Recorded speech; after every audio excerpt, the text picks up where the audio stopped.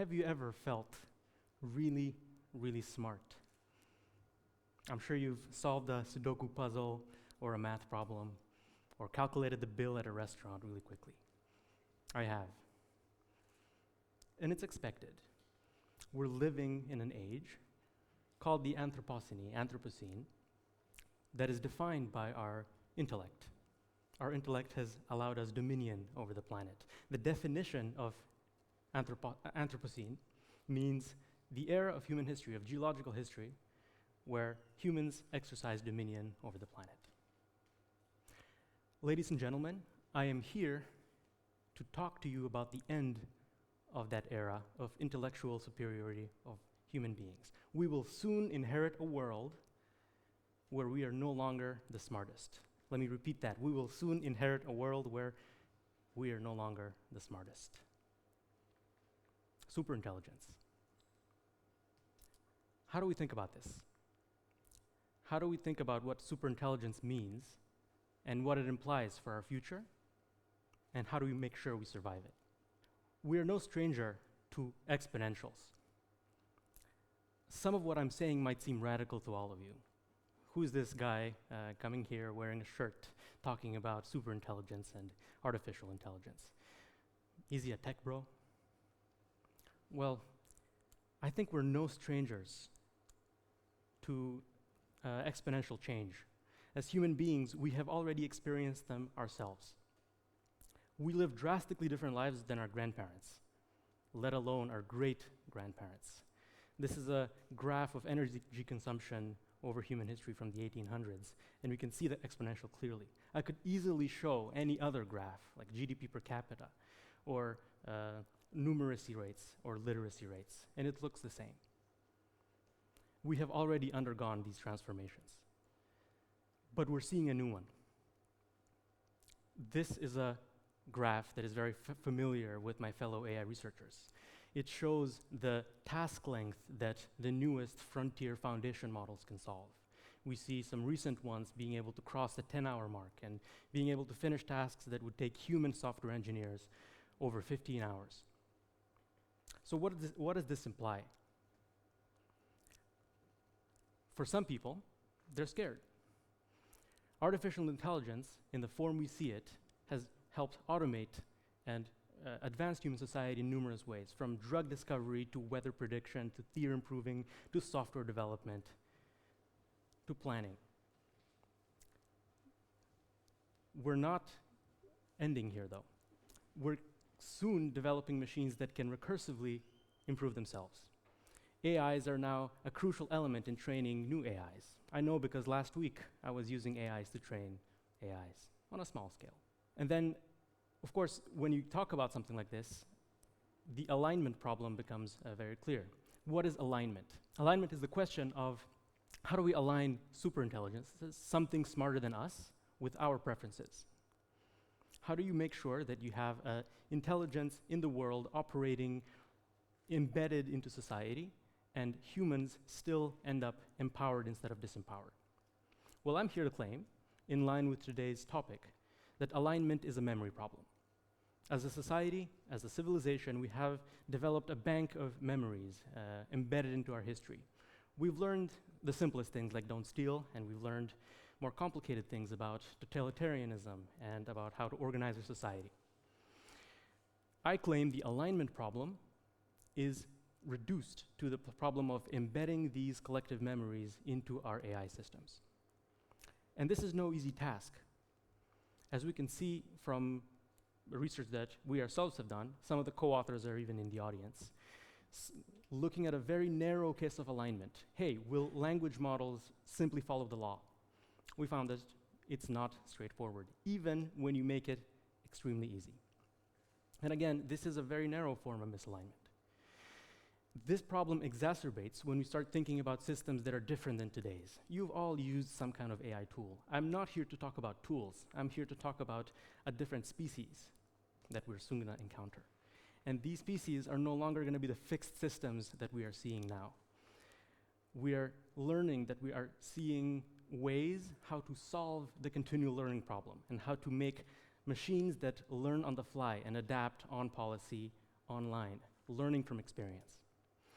So then the alignment problem, the question of how do we make sure that this superintelligence is beneficial and pro-social to society, is faced with a dilemma.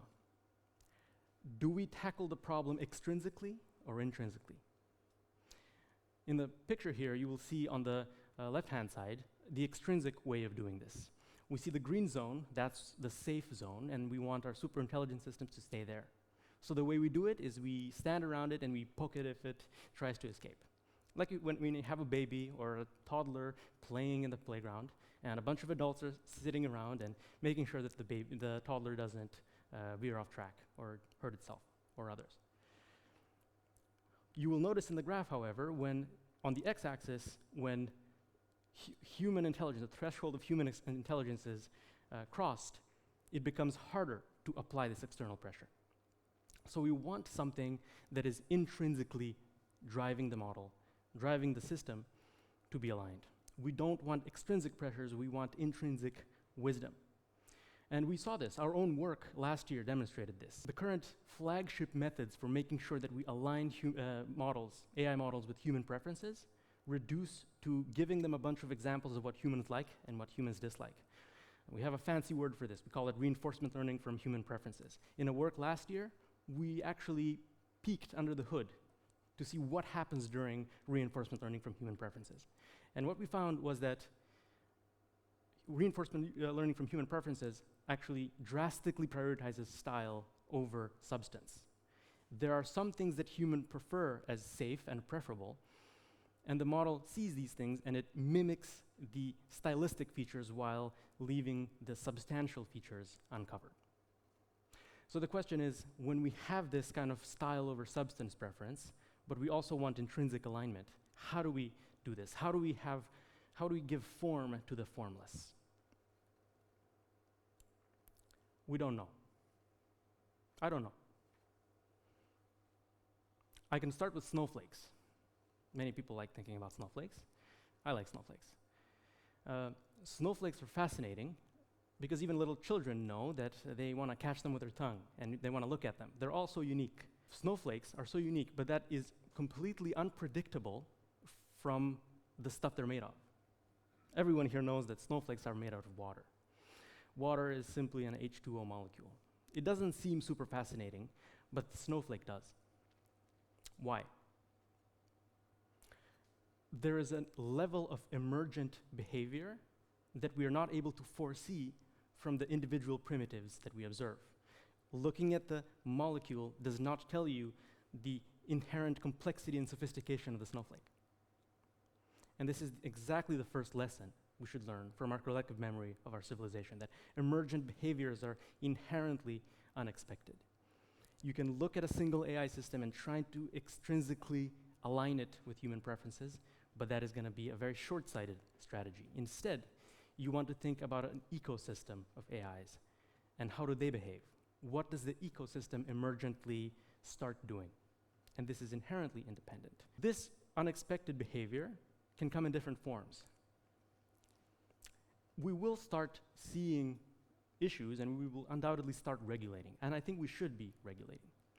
One other lesson, though, that we have to keep in mind is that variance is adaptive. I mentioned an ecosystem.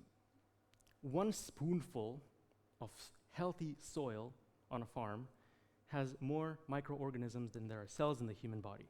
And this is what makes agriculture work. You have the diversity of microorganisms and you have the diversity of the ecosystem that ensures adaptability. We want the same thing to happen in the joint human and AI ecosystem that we are building. We do not want several very powerful actors or one dominating the arena. And of course, here, some critics will say, well, variance is very unpredictable. You have very long tails of unexpected behavior, and if one of them reaches a superintelligence before the others, it's FOOM and we're killed in a nanosecond. I claim the physical world is difficult. I also claim we must be beware of good intentions. When you have power centralized within a single actor, even if that actor is the most pro-social group of human beings on the planet, the fact that they have noble intentions and the pressure to execute and to satisfy their shareholders inherently places them in a position where they use the noble incentives as a justification. Most of human atrocities we've seen in history have been justified by noble intentions. None of the evils really started as a group of people plotting to be evil. Instead, it was always buttered with pleasantries and with positive visions of the future. So okay, we have the variance. We don't want single actor. So then how do we make sure that this variance actually ends up driving us in a positive direction instead of a negative one? Because you can have variance of 10 actors that are all evil in their own ways. Participation is the key. Evil is very difficult to follow through when everyone gets to cast their vote. We learned this with democracy. Participation in the AI industry and the AI sector is one of those things that allows humans to cast a vote in the future as well. Because then, with open research and open science and open development, we can ensure that the distribution of power stays broad instead of concentrated, and that the preferences of people, wherever they may be from, are expressed and respected. We can see here a graph of, I promise you this is the last exponential graph of the night. We see the number of papers published on a popular preprint archive, and we see it's exponential. This is a graph I pulled this morning.